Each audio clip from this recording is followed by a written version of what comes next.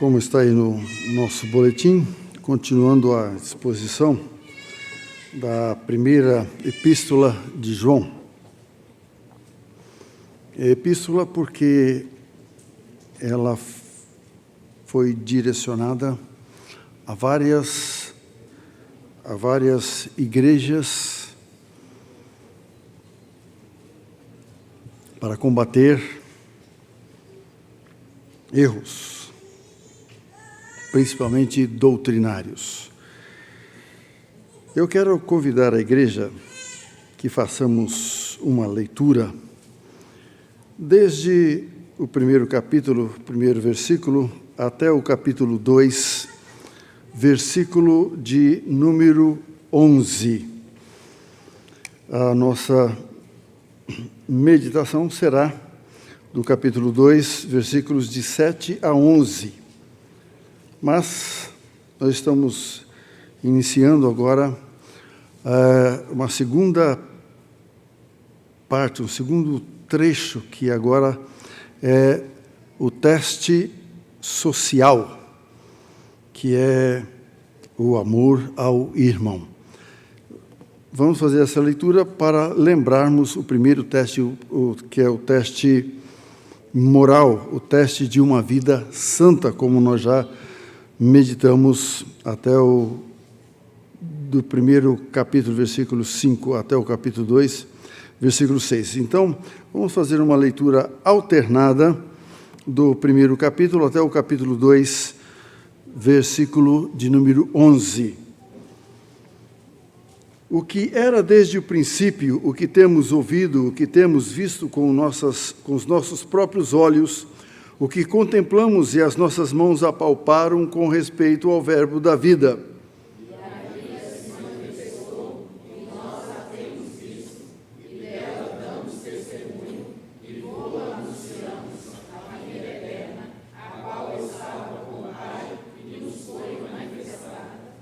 O que temos visto e ouvido, anunciamos também a vós outros, para que vós igualmente mantenhais comunhão conosco. Ora, a nossa comunhão é com o Pai e com o seu Filho Jesus Cristo. Estas coisas, pois, vos escrevemos, para que a nossa alegria seja completa. Ora, a mensagem que da parte dele temos ouvido e vos anunciamos é esta, que Deus é luz, e não há nele treva nenhuma. Se dissermos que mantemos comunhão com ele e andamos nas trevas, mentimos e não praticamos a verdade. Se, porém, andarmos na luz, como ele está na luz, mantemos comunhão uns com os outros, e o sangue de Jesus, seu Filho, nos purifica de todo o pecado.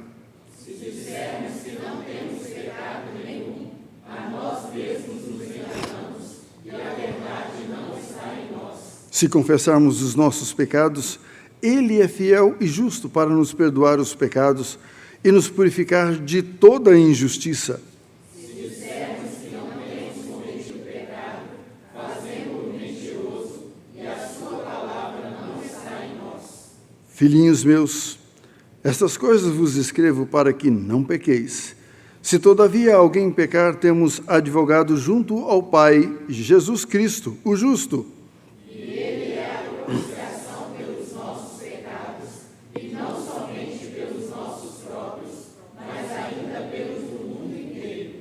Ora, sabemos que o temos conhecido por isto, se guardarmos os seus mandamentos. Aquele que diz, eu o conheço, e não guarda os seus mandamentos, é mentiroso, e nele não está a verdade. Aquele, entretanto, que guarda a sua palavra, nele verdadeiramente tem sido aperfeiçoado o amor de Deus. Nisto sabemos que estamos nele. Aquele que diz que permanece nele, esse deve também andar assim como ele andou. Amados, não vos escrevo mandamento novo, senão mandamento antigo, o qual desde o princípio tivestes. Este mandamento antigo é a palavra que ouvistes. Todavia vos escrevo novo mandamento, aquilo que é verdadeiro nele e em vós, porque as trevas se vão Aquele que diz estar na luz e odeia a seu irmão, até agora está nas trevas. Aquele que ama seu irmão permanece na luz, e nele não há nenhum tropeço. Aquele, porém, que odeia seu irmão, está nas trevas, e anda nas trevas, e não sabe para onde vai, porque as trevas lhe cegaram os olhos. Deus abençoe-nos na meditação da sua palavra. Vamos orar. Ó Senhor, que as palavras da minha boca, o meditar do meu coração, sejam agradáveis na tua presença, ó Senhor meu, rocha minha, redentor meu. Em nome de Jesus. Amém. Nós vemos aqui no começo, no capítulo 1, de 1 a 4, João fala da realidade da encarnação de Cristo Jesus. Porque ele precisou se encarnar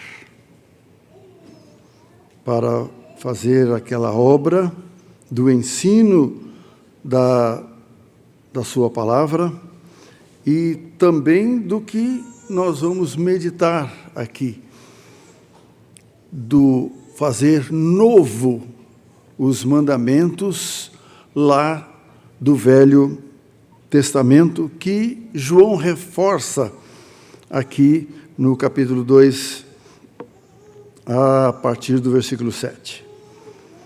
Aí depois é sugerido o reverendo Augusto Nicodemos, na divisão de temas dessa primeira epístola de João. Ele fala, nós já meditamos, sobre o teste moral, o teste de uma vida santa, dos versículos 5 a 7 do primeiro capítulo, fala da comunhão com Deus e com os outros. Esse é o teste moral. Nós, como a palavra de Deus fala lá em 1 Coríntios 11, todas as vezes que nós vamos celebrar a ceia do Senhor, está registrado ali em 1 Coríntios, a partir do versículo 11.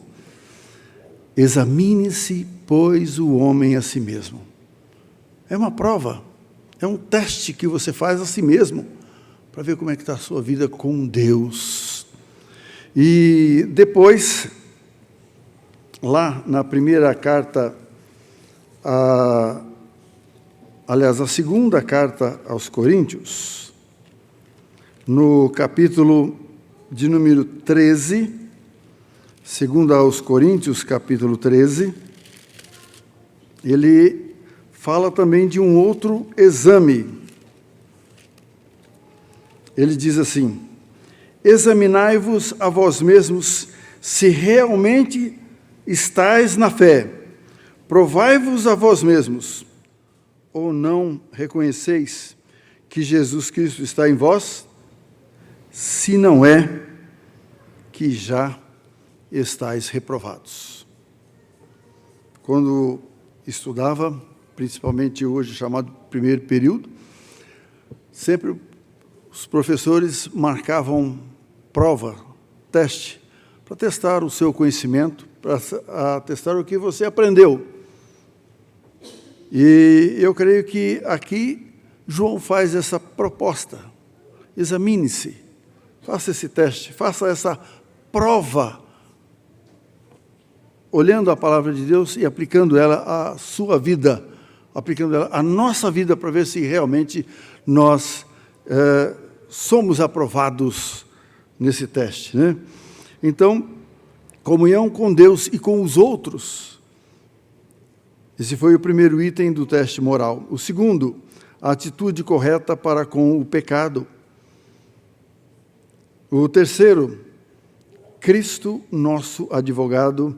E o quarto, como saber que conheço a Jesus como meu Senhor e meu Salvador. Então, este foi o primeiro teste moral, o teste de uma vida santa. Agora nós vamos entrar no primeiro teste social. E temos 3 itens deste teste social, que é o teste do amor ao irmão. A nossa vida social, se realmente nós amamos o nosso irmão. Ele já colocou no teste moral aqui a nossa comunhão com Deus e com os outros, e com a família da fé. Agora, ele está colocando aqui o teste do amor, aqui no capítulo 2, a partir do versículo de número 7, que diz: Amados, não vos escrevo mandamento novo, senão mandamento antigo, o qual desde o princípio tivestes. Este mandamento antigo é a palavra que ouvistes. A primeira parte aí do versículo 7 diz: Amados, não vos escrevo mandamento novo. Eu não escrevo mandamento novo. João trata os leitores de amados. Interessante, né? Esse amados aí, eu, nessa convivência já com a Igreja do Senhor Jesus, no pastorado já há 41 anos, sempre eu encontrei irmãos, quando se dirige aos outros, ou pregadores também, dirigindo, né, a congregação, diz: amados, amados, amados por Deus. Nós estamos aqui porque Deus nos amou de tal maneira tão maravilhosa, que mandou o Filho dele, para que todo aquele que nele crê não pereça, mas tenha vida eterna. Porque nós fomos predestinados, fomos eleitos. Então, João tem uma consideração muito grande por aqueles irmãos, por quem ele já, ali na igreja, principalmente na igreja de Éfeso, onde mais surgiu esses falsos profetas, esses falsos mestres que estavam ensinando sobre o gnosticismo.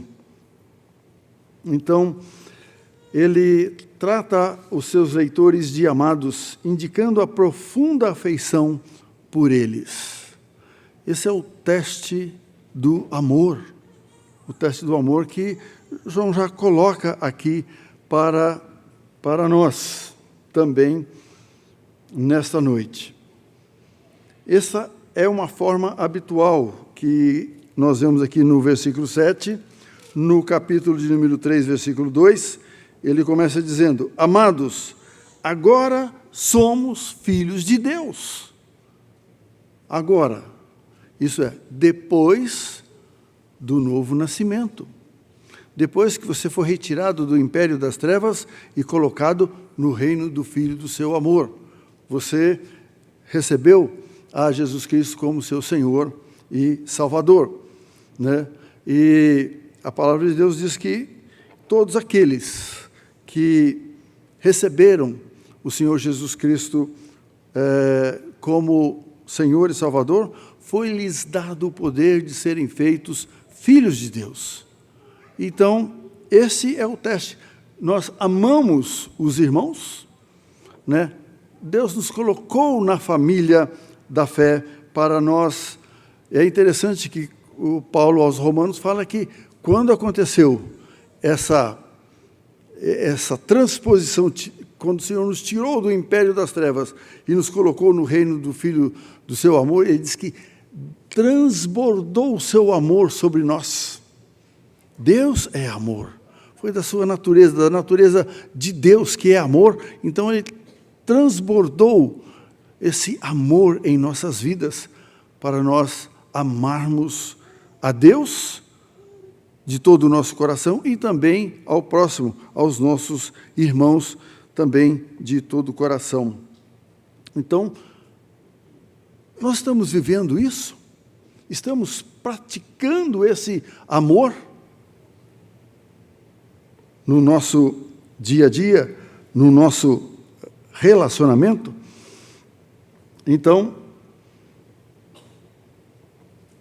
E ainda tem no capítulo 3, versículo de número 21. Amados, se o coração não nos acusa, temos confiança diante de Deus. E lá no capítulo 4, versículo 1, novamente ele diz: amados, não deis crédito a qualquer espírito, antes provai os espíritos se procedem de Deus, porque muitos falsos profetas têm saído pelo mundo afora. E a segunda parte deste versículo de número 7, aí do capítulo 2, ele diz: senão um mandamento antigo, o qual desde o princípio tiveste. Esse mandamento antigo é a palavra que ouviste. Este mandamento antigo é a palavra que ouviste. O mandamento referido aqui por João é aquele de amor ao próximo. É tão antigo quanto o Velho Testamento. Está lá em Levítico, capítulo 19, versículo de número 18. Não te vingarás, nem guardarás ira contra os filhos do teu povo, mas amarás o teu próximo como a ti mesmo. Eu sou o Senhor. Moisés registrou, está lá no livro de Levíticos, capítulo 19, versículo 18. Então, desde o princípio, quando foram evangelizados e se tornaram cristãos, João pregou. Aliás, os apóstolos, eles pregavam baseado no Velho Testamento. O apóstolo Paulo, na sua evangelização, também. E quando ele passou ali por Tessalônica, passou por Bereia, há um registro ali no livro de Atos que os bereanos, eles iam verificar lá o que eles tinham.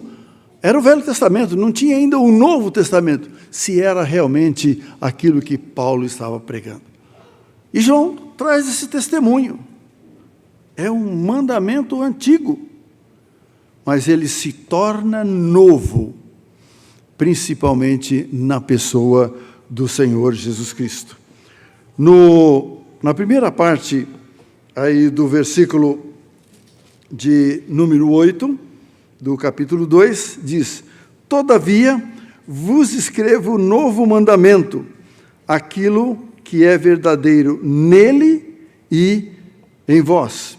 Todavia vos escrevo novo mandamento, aquilo que é verdadeiro nele e em vós. É interessante isso que João diz aí. Entretanto, há um sentido em que o mandamento do Senhor aqui é novo. Ele adquiriu um sentido novo em uma nova profundidade com Cristo Jesus.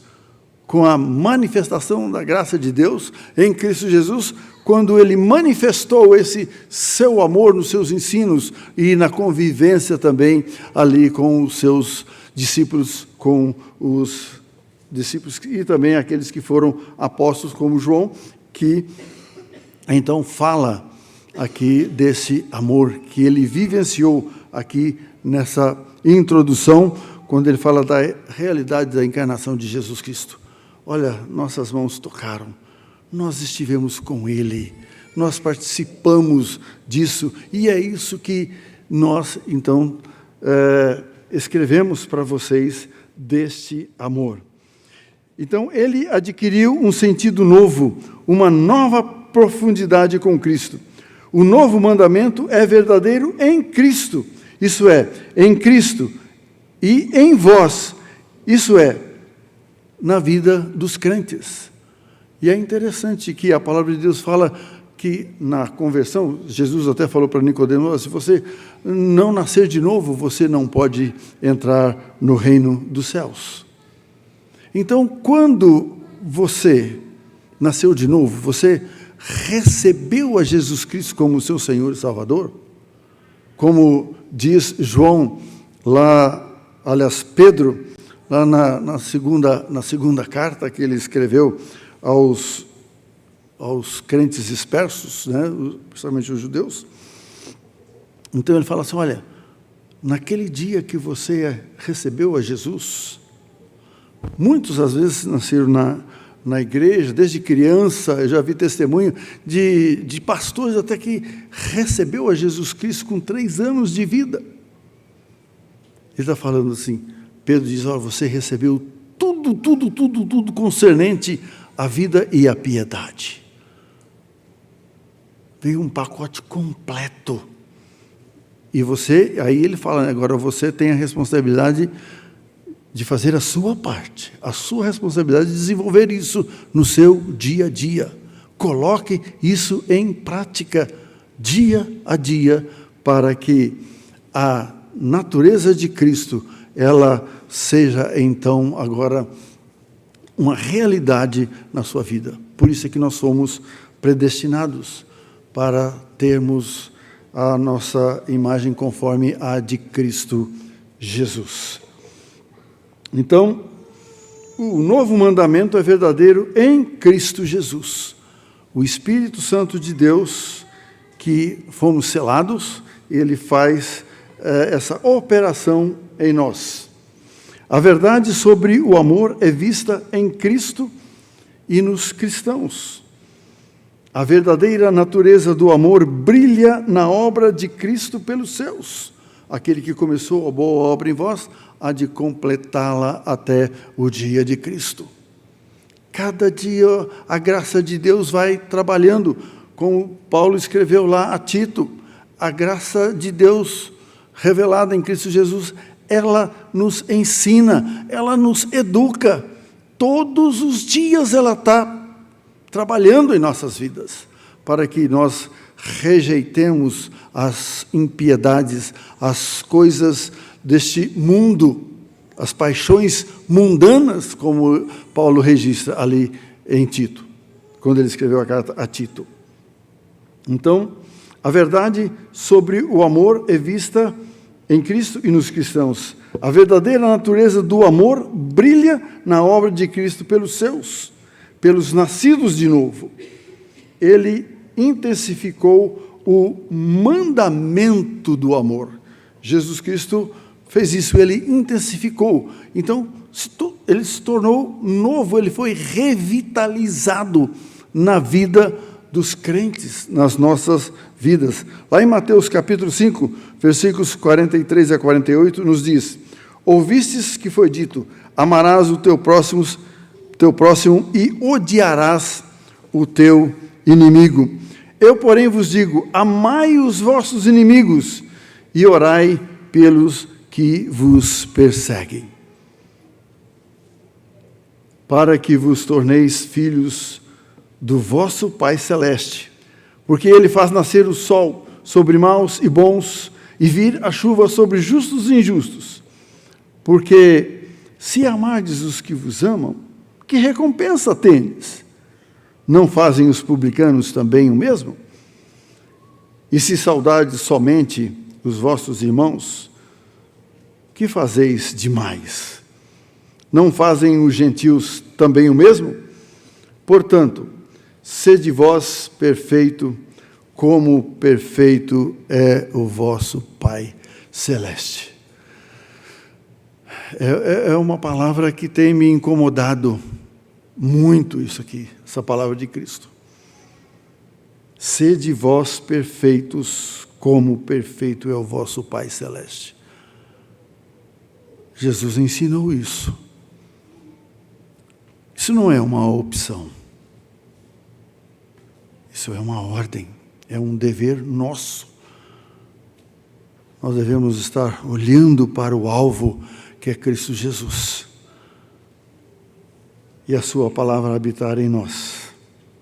Lá em João capítulo 13, versículo 34, João registra, novo mandamento vos dou, que vos ameis uns aos outros, assim como eu vos amei, que também vós ameis uns aos outros. Eu faço novo o mandamento, amando vocês, que vocês também vivam esse amor novo na vida de vocês, amando também as pessoas aí que vocês devem evangelizar, amando uns aos outros. E João, capítulo 15, versículo 12, o meu mandamento é esse, que vos ameis uns aos outros, assim como eu vos amei. O teste do amor é como Cristo amou. Eu estou amando como Cristo amou? Porque se eu sou filho de Deus, eu nasci de novo, eu estou amando como Cristo amou para caminhar para o alvo da perfeição que é Cristo Jesus. E aqui, no capítulo 4, da primeira de João, a partir do versículo 9, versículos 9 e 10. Nisto se manifestou o amor de Deus em nós, em haver Deus enviado o seu Filho unigênito ao mundo, para vivermos por meio dele. Nisto consiste o amor, não em que nós tenhamos amado a Deus, mas em que ele nos amou, enviou o seu Filho como propiciação pelos nossos pecados. Jesus tomou a forma humana para ser propício a nós pecadores, pagando os nossos pecados. O salário do pecado é a morte. Ele, então, tomou a forma humana para morrer, remindo a nossa conta, pagando a conta em nosso lugar. Isso é amor. Esse perdão que ele conquistou para nós. Nos ensinos dele, ele fala assim, olha, até Pedro questionou a Jesus, Senhor, até quantas vezes, porque lá no Velho Mandamento, lá no Antigo Mandamento, até 3 vezes por dia, né, era a ordem para que uma pessoa perdoasse ao outro. Mas Pedro, conhecendo Jesus, ele multiplicou por 2 e somou mais 1, né? Foi ao número 7, que é o número perfeito, e disse, até 7, Senhor.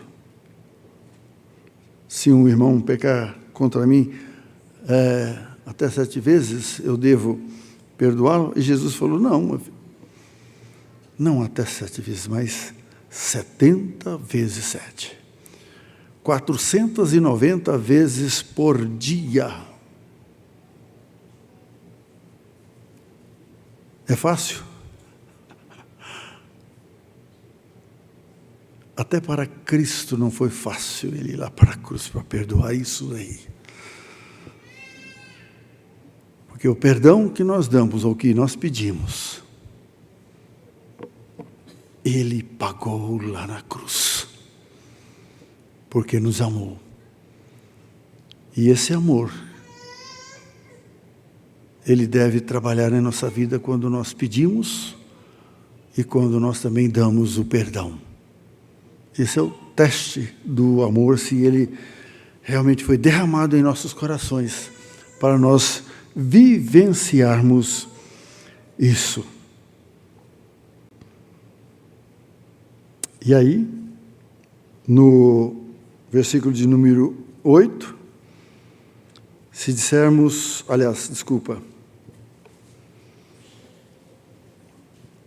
todavia, vos escrevo um novo mandamento, aquilo que é verdadeiro, e nele em vós, porque as trevas se vão dissipando, e a verdadeira luz já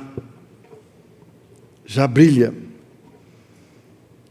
Agora, podemos então compreender o que é o amor. A vinda do Senhor Jesus Cristo ao mundo foi como a luz da manhã que lentamente vai dissipando as trevas. Agora podemos perceber o que amar realmente significa: dar a vida pelos irmãos. O versículo de número 9 diz: aquele que diz estar na luz e odeia seu irmão, até agora está nas trevas. Isso acontece conosco hoje? Um irmão odiar outro irmão? Acontece. Acontece. Quando nós não amamos, é porque odiamos. Não pode ficar em cima do muro. Na conclusão, nós vamos ver isso. Depois de estabelecidas estas verdades, João agora aplica o teste do amor. João percebia que nos ensinos dos falsos mestres e apóstolos ali da Ásia Menor, faltava algo sobre o amor aos cristãos.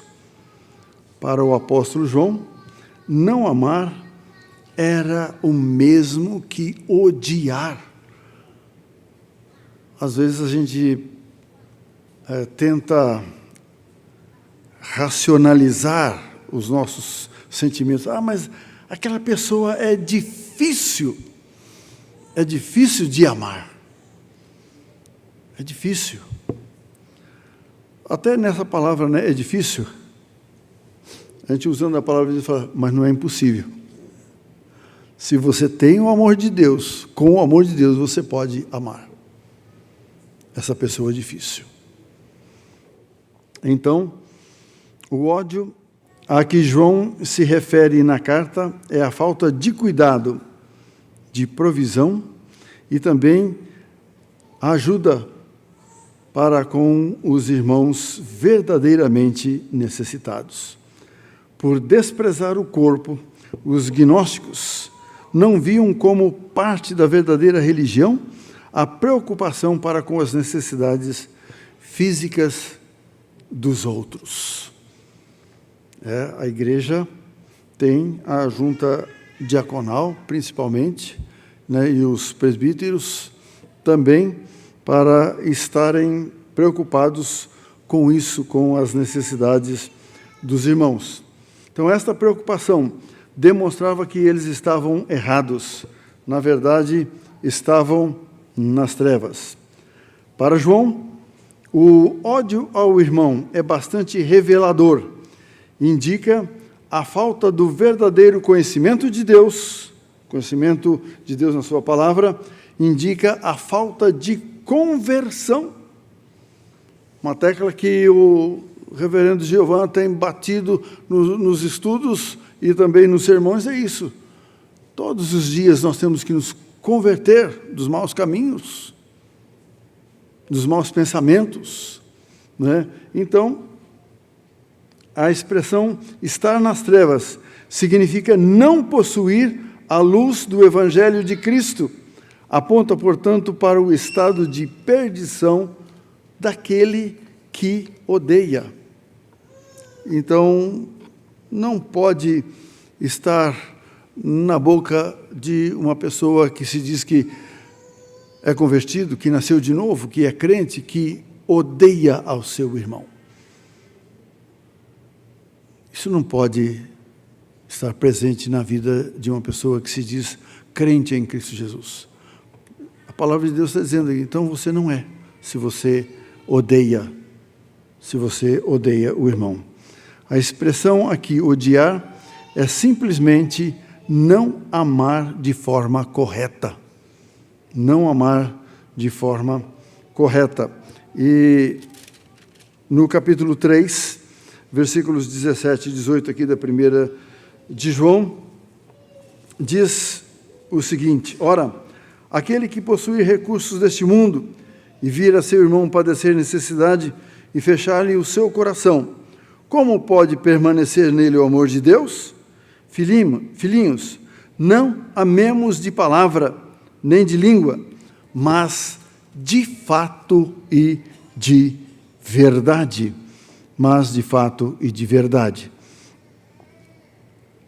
Esse era o erro ali dos falsos mestres. Esse ódio ou falta de amor, portanto, revela uma profunda ignorância de Deus, né? Como está aqui no capítulo 2, versículo 11, que nós vamos, na conclusão, voltar a ele. Aquele, porém, que odeia seu irmão, está nas trevas, e anda nas trevas, e não sabe para onde vai, porque as trevas lhe cegaram os olhos. E 1 aos Coríntios, no capítulo 13, versículos de 1 a 3, diz: ainda que eu fale a línguas dos homens e dos anjos, se não tiver amor, serei como o bronze que soa ou como o símbolo que retine. Ainda que eu tenha o dom de profetizar e conhecer todos os mistérios e toda a ciência, e ainda que eu tenha tamanha fé, a ponto de transportar montes, se não tiver amor, nada serei. E ainda que eu distribua todos os meus bens entre os pobres, e ainda que entregue o meu próprio corpo para ser queimado, se não tiver amor, nada disso me aproveitará. Quer dizer, se uma pessoa que não tiver o amor de Deus... Paulo está dizendo aqui na primeira carta aos Coríntios, ele está falando, se eu não tiver o amor de Deus, esse amor que foi derramado na minha conversão, porque se ele não foi derramado, eu não sou convertido. Então eu posso fazer essas obras aqui, mas o Senhor diz, não adianta nada. Não adianta nada. Porque às vezes as pessoas fazem, não sendo salvo em Cristo Jesus, eles fazem essas obras, né, dizendo que eu vou ganhar pontos aqui diante de Deus para ser salvo. Nós não somos salvos pelas obras.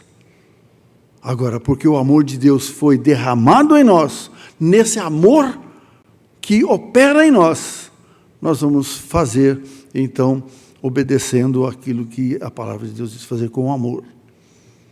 Fazer com amor. E como se andássemos em trevas, completamente cegos, sem sabermos o caminho, se não tivermos esse amor.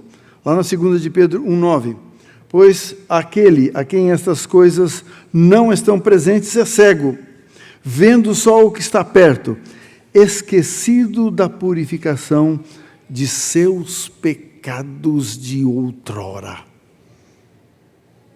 Esquecido da purificação de seus pecados de outrora.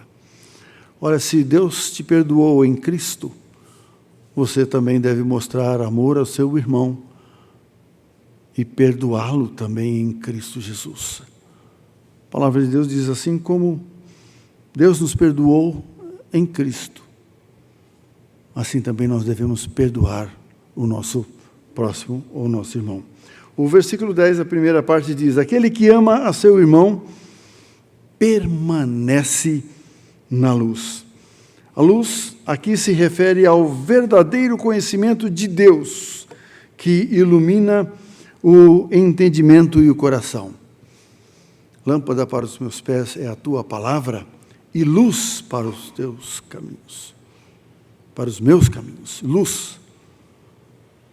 Guardo a tua palavra no meu coração, para eu não pecar contra ti. Porque se eu pecar contra o meu irmão, eu estou pecando contra Deus. Porque meu irmão, ele é filho de Deus. Então, Deus, conhecimento de Deus que ilumina o entendimento e o coração. Então, permanece na luz é a mesma coisa que conhecer a Deus, permanecer em Cristo, ter comunhão com Deus. Expressões que João usa na carta para referir ao verdadeiro crente. O que mostra que alguém é genuinamente convertido é a sua atitude de amor para com o irmão. Amar para João é algo prático, não apenas de palavras. Esse amor revela uma coisa muito importante aqui na segunda parte do versículo de número 10. E nele não há nenhum tropeço. E nele não há nenhum tropeço. Duas maneiras de interpretar esta frase. A primeira maneira significa que a pessoa que ama não oferece ocasião alguma para que outros tropecem por causa de seu mau testemunho. Ele tomará o maior cuidado para não fazer seu irmão tropeçar e para não desviá-lo da verdadeira religião. O que ama é um testemunho vivo do amor de Deus. Lá em Mateus 18, versículo 7, registra o seguinte: ai do mundo por causa dos escândalos, porque é inevitável que venham escândalos, mas ai do homem pelo qual vem o escândalo. Lá em Lucas 17, versículos 1 e 2, disse Jesus a seus discípulos: é inevitável que venham escândalos, mas ai do homem pelo qual eles vêm. Melhor fora que ele pendurasse ao pescoço uma pedra de moinho e fosse atirado ao mar, do que fazer tropeçar um desses pequeninos. Que linguagem forte que Jesus Cristo usou aqui. Ele está falando de suicídio aqui? Isso aqui é uma linguagem figurada, meus irmãos. É para a gente arregalar os olhos e ver que isso aqui é forte demais, o que Cristo está dizendo aqui. É melhor você, uma pedra de moinho, quantas toneladas pesa aquilo lá? Que tinha aquele galho, né? Aquela madeira aí, puxado por boi, puxado por jumento, para fazer rolar, para amassar ali o trigo. Alguém consegue pegar uma pedra dessas aí, amarrar uma corda e no seu pescoço e ir até o mar? Ou na região onde ele estava? Ninguém conseguiria fazer isso. Então é uma linguagem figurada, mas é forte. É de você arregalar os olhos e falar: Senhor, tenha misericórdia da minha vida para que eu não seja isso. E que eu ame o meu irmão. A linguagem que Jesus Cristo está usando aqui em Lucas é muito forte. Romanos 14, 13 diz: não nos julguemos mais uns aos outros, pelo contrário, tomai o propósito de não pordes tropeço ou escândalo ao vosso irmão. E a segunda frase aqui, que pode indicar, né? E nele não há nenhum tropeço, pode indicar que, ao contrário daquele que odeia e anda nas trevas, o que ama anda na luz e vê onde está indo e não vive tropeçando no pecado. Não há tropeço, porque ele é iluminado pela palavra de Deus e vê onde é que está indo, então fala: opa, peraí, eu não posso entrar nesse caminho errado, contrário à palavra de Deus. Eu tenho que obedecer o que diz a palavra de Deus e então ir para o caminho certo. Não vive tropeçando no pecado. Esse é possivelmente o sentido correto. Lá em 2 de Pedro 1,10 diz: por isso, irmãos, procurai com diligência cada vez maior confirmar a vossa vocação e eleição, porquanto procedendo assim não tropeçareis em tempo algum. O Salmo 119, versículo 165. Grande paz tem os que amam a tua lei, para eles não há tropeço. Grande paz tem os que amam a tua lei, para eles não há tropeço. Versículo 11. Aquele, porém, que odeia seu irmão está nas trevas, e anda nas trevas, e não sabe para onde vai, porque as trevas lhe cegaram os olhos. João descreve aqui a situação daquele que não ama. Se não ama, é porque não nasceu de novo. Não tem a Jesus Cristo como Senhor e Salvador. Não foi derramado o amor de Deus sobre a vida dele. Mais uma vez, ele está seguindo o ensino do Senhor Jesus Cristo. Lá em João capítulo 12, versículo 35. Respondeu-lhe Jesus: ainda por um pouco a luz está convosco. Andai enquanto tendes a luz, para que as trevas não vos apanhem. Quem anda nas trevas não sabe para onde vai. Trevas que João se refere são a escravidão moral, a escravidão espiritual. Esta é a característica do estado de pecado e corrupção em que a humanidade vive. João aqui vai falar que o mundo inteiro jaz no maligno. Quem vai lá no cemitério e vê aquelas lápides, né? Aqui jaz fulano de tal, né? Aqui está morto. Ele, por si próprio, não pode sair dali. Muitos até já viraram pó. Então, nessa escuridão, não brilha o verdadeiro conhecimento de Deus, que é o Senhor Jesus. Os incrédulos estão cegos, andando no escuro com relação às coisas espirituais e morais. Dessa forma, estão perdidos, sem rumo algum neste mundo. É uma linguagem forte que João está colocando aqui para nós. Usando a própria palavra de Deus para fortalecer aquilo que ele está dizendo. Provérbios, capítulo 4, versículo 19, o reverendo Giovão vai chegar lá, se Deus quiser. Se Cristo não voltar antes, né? Eu espero que ele volte. Mas eu não creio, 40 anos eu tenho dito isso. Eu não creio que ele virá essa semana ainda. Porque ainda falta 2 Tessalonicenses,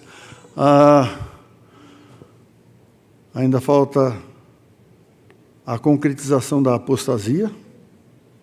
Ela está acontecendo. E também o inimigo aí das nossas almas que vai, por incrível que pareça, vai trazer paz. Jesus falou, quando disseres paz, paz, aí então virá repentina destruição. Eu não espero que alguém vá conciliar esse mundo nessa semana. Estão falando aí que o presidente nosso aí, que vai falar lá com o presidente lá da Rússia, né? Não sei. Mas a palavra de Deus diz que vai ficar pior. Principalmente a corrupção, o mundanismo, a falta de amor, a falta de fé. A fé até dos crentes, o amor e a fé esfriarão, meus irmãos. Dou graças a Deus, porque ainda nós temos os remanescentes que ainda estão sendo trabalhados pela graça de Deus. Provérbios 4,19, o caminho dos perversos é como a escuridão, nem sabe eles em que tropeçam. Nem sabe eles em que tropeçam. O incrédulo não pode discernir entre o bem e o mal. Ele troca as trevas pela luz e a luz pelas trevas. Ele não consegue ver o que jaz diante dele, nem tropeços que o esperam no caminho. Não está consciente das armadilhas e abismos dos quais está em perigo de cair. Esta cegueira pode vir da parte do próprio Deus como juízo contra a rebelião e incredulidade. João, capítulo 12, versículo de número 40. Cegou-lhes os olhos, endureceu-lhes o coração, para que não vejam com olhos, nem entendam com o coração, e se convertam e sejam por mim curados. E sejam por mim curados. Pode também ser a causa causada pelo diabo, conforme Paulo explica lá em 2 aos Coríntios capítulo 4, versículo 4, nos quais o Deus desse século cegou o entendimento dos incrédulos, para lhes não resplandeça a luz do evangelho da glória de Cristo, o qual é a imagem de Deus. Esse é o teste. Temos o amor de Deus? Estamos vivendo esse amor? Então, qualquer que seja a origem, o fato é que a humanidade sem Deus é cega e não sabe para onde vai. Está completamente perdida, como um cego a tatear ao longo de um caminho pelo qual nunca andou antes. Uma dessas características da escuridão espiritual e moral é o ódio para com as pessoas. Foi assim que Paulo descreveu sua vida antes de conhecer a Cristo. Tito 3,3. Pois nós também, outrora, éramos nécios, desobedientes, desgarrados, escravos de toda sorte de paixões e prazeres, vivendo em malícia e inveja, odiosos e odiando-nos uns aos outros.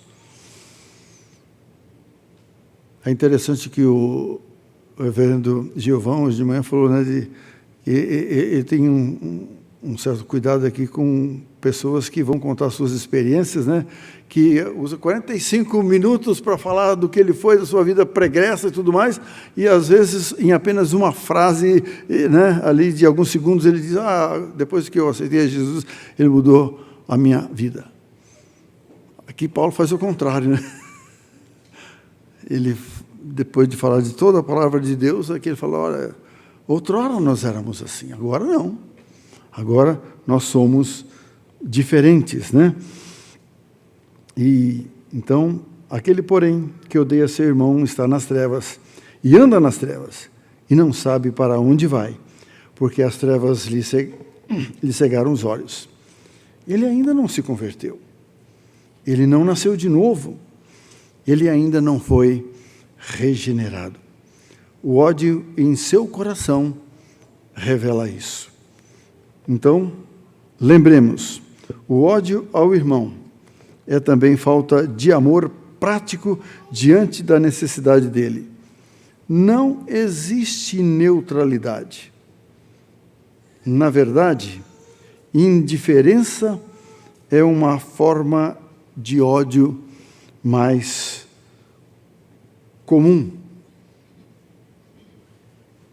Muitos têm a desculpa. Não amo, mas também não odeia. Então, essa expressão, ela é vazia. O ódio também se manifesta na indiferença. Na indiferença. Nós não podemos ficar em cima do muro. Tem muitas pessoas, diante das posições que nós estamos tendo aqui na nossa pátria, principalmente nesses dias, nesses meses que ainda falta para as nossas eleições, muitas pessoas estão em cima do muro. Amam mais as coisas de um mundo de corrupção, de defesa dos ladrões, em defesa daquilo que está acontecendo nas nossas escolas, né, o ensino sobre a identidade de gênero, sobre o amor livre, né, prostituição, até de ladrões. Qual é a posição nós, crentes, nós temos? Do bem? Fazer aquilo que a palavra de Deus ensina? Ou não?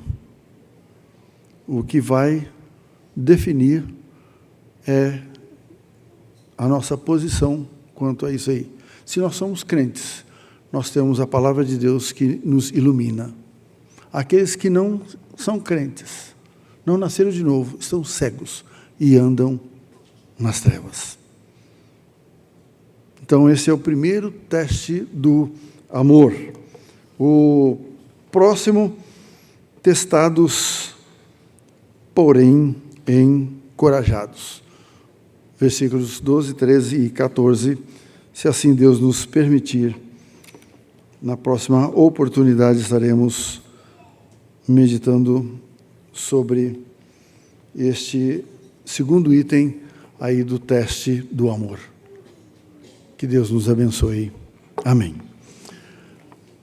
Reverendo Gilvan, que nos leve a Deus na oração do Pai Nosso e a bênção.